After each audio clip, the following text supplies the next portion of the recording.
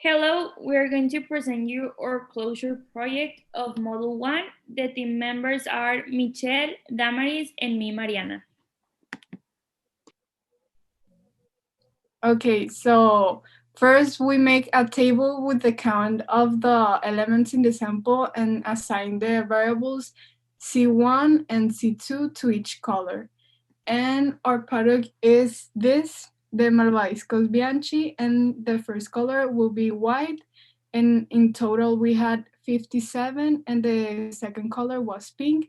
And in total we have 76, and the total amount with the two of them is 133. In here, we have the evidence that each of the team members bought the product. Okay, so we found the probabilities first. If a candy is randomly removed from the package, what is the probability that it is C1? So we took the number of the first color that it was 57, and we divided it of the total that it was 133, but we took one, so it's 132. So that gave us 43.18%. And the second one says if a candy is randomly removed from the package, what is the probability that it is not C1?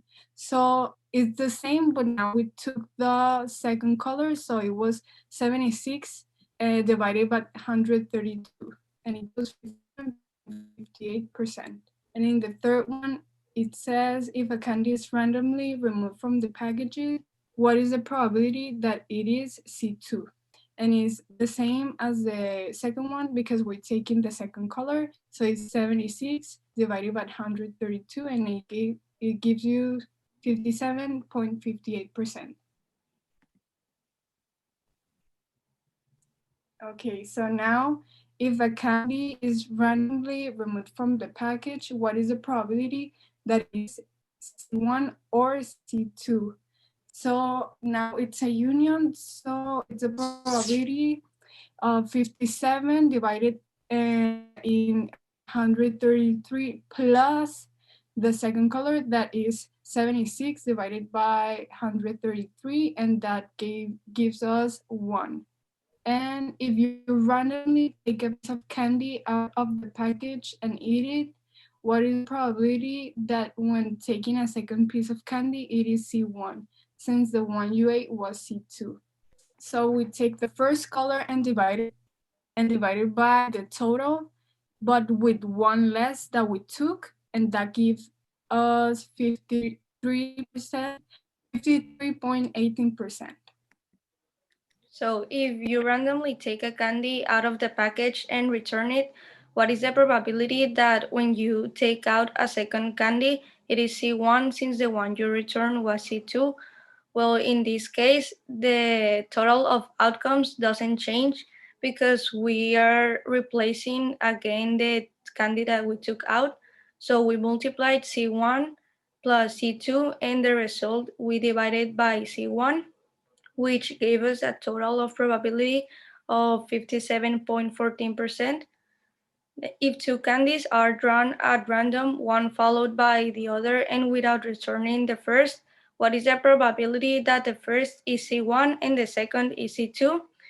Well, in this case, we are not returning or replacing the first one, so the first gave us a probability of 42.85%, and the second a probability of 43.18%.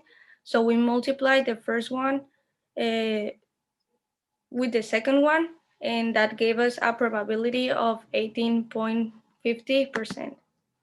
If two candies are drawn at random, one followed by the other, and without returning the first, what is the probability that the first is C2 and the second is C2? In this case, the total of outcomes also will be less because we are not replacing the candy that we took out. So the first one gave us a probability of 57.14%, and the second one a probability of 57.58%. So we multiplied the first one and the second one. That gave us a probability of 32.90%.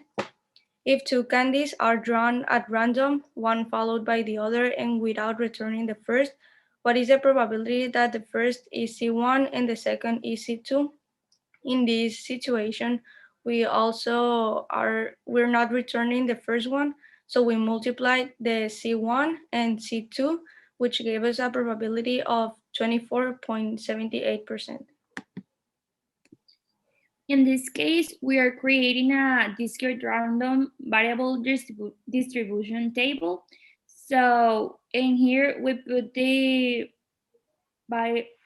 variables of C1, that is our first color, the C2, and in one we multiply the C1 and the C2. Then we find the expected value, that it's the multiplication of x and px of each of the cases, and then we got 1.83, and then we find the standard deviation, and we have to do like this math operation, and we give us 0.487611, and then we got that give us 0.698291. Then we do a tree diagram, but we didn't do it complete because it will be bigger. So we do the tree diagram like if we taking out of the back 3 marshmallows. So here is the sample space and the tree diagram. Now we have the reflections. My reflection of this project is that this project made me realize my knowledge about the things that we have learned this first partial, and made me understand the things that I think that I don't get right, and also bring me more security of the things that what I know. Well, my reflection is that this project helped me to have more knowledge about probabilities, that although many times we think that they are not necessary at some point, they could be very helpful, and understanding how to get them is so important. It also helped me to understand a little better the topics seen at the beginning of the semester and to work better as a team. I learned how to get probabilities in day-to-day cases, from very basic things to very complex ones, and the tables help me like with problems in like business, how to win like more money or how you can lose it, and there are things that we must learn to make life easier. Thank you. Thank you.